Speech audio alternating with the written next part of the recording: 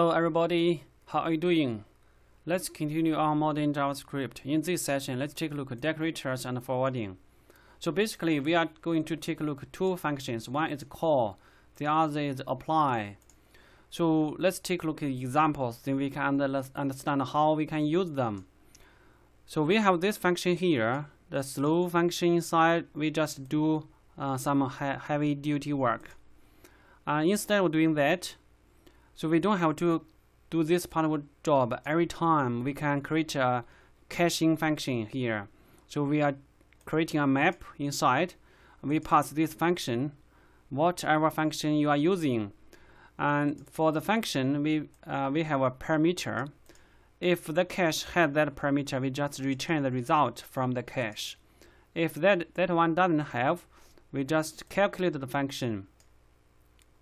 Then save the result inside the cache. So we can pass whatever function with that parameter. Then like this, we pass the slow. It will do the calculation for us. So we pass slow 1. Then we will get the result because the cache doesn't have the result.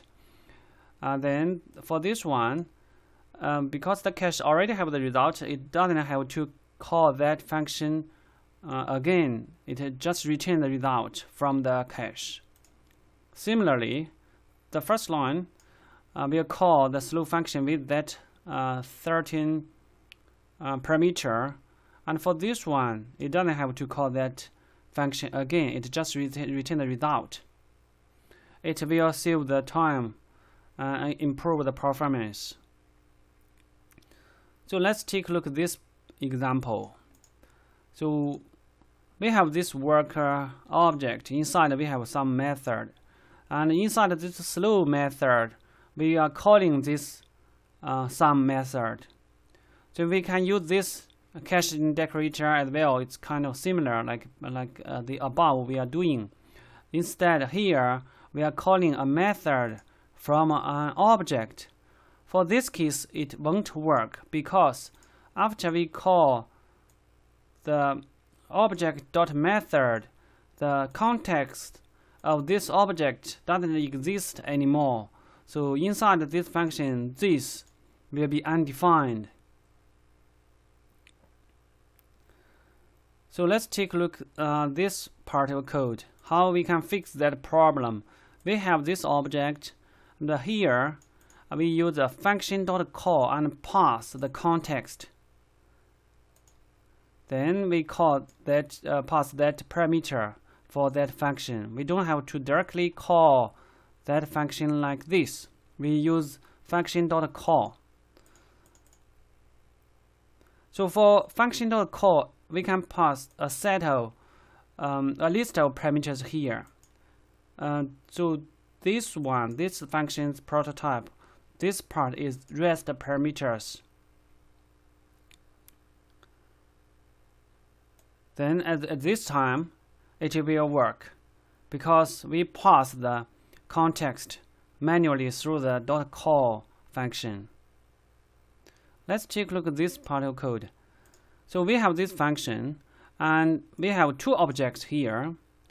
And for these two objects, we are calling the function pass the two objects separately, and then the this of this function will be the separate object when we call them.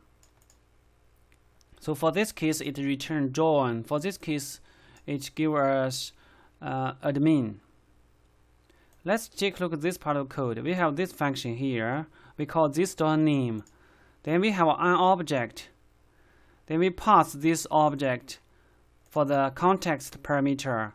Then we pass the second parameter.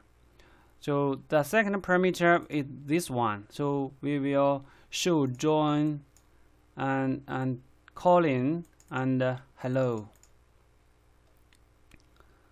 So giving multi-arguments with func.apply. For apply, the second parameter is an array. The first one is still the context. So like function like this, we can pass the parameters inside the array. So we have this function here.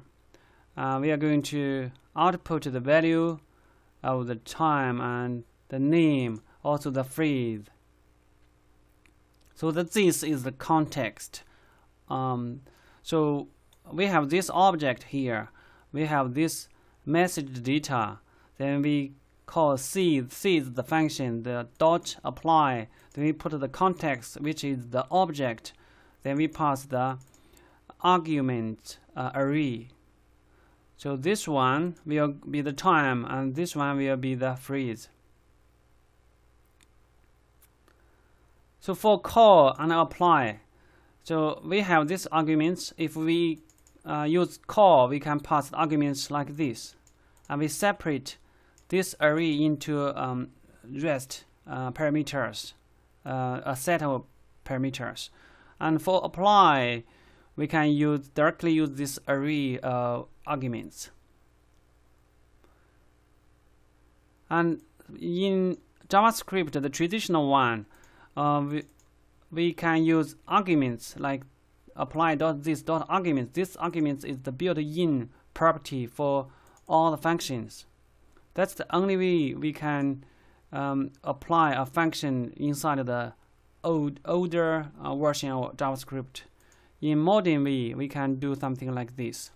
We call and apply and put array of arguments for apply, put a set of arguments for call. Let's take a look at this example. We have the worker object. Inside we have a slow method. Then inside we call the minimum value and max value. Then we plus them together. We have this caching decorator. It's pretty much doing the same thing. The function we will calculate the value, but we are using arguments parameter.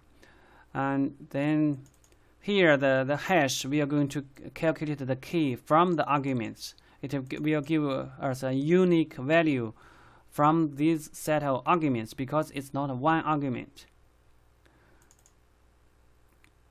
So instead of that part, everything is same like above we did.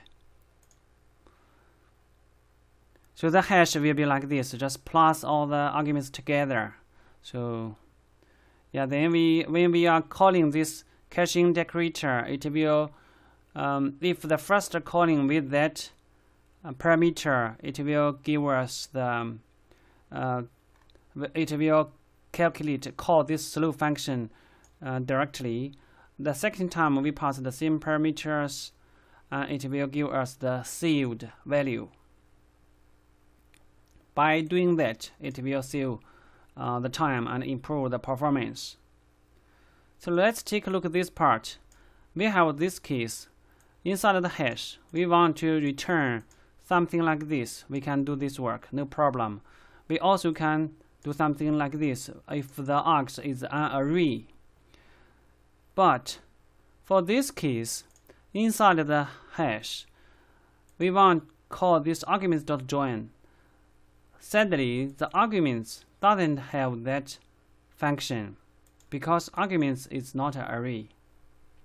It's similar like an array, but it's not an array.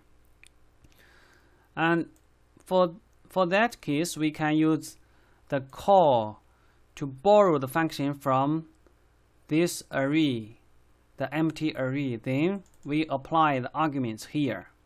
So for this case, we give it two arguments, 1 and 2. It will give us the output we are expecting.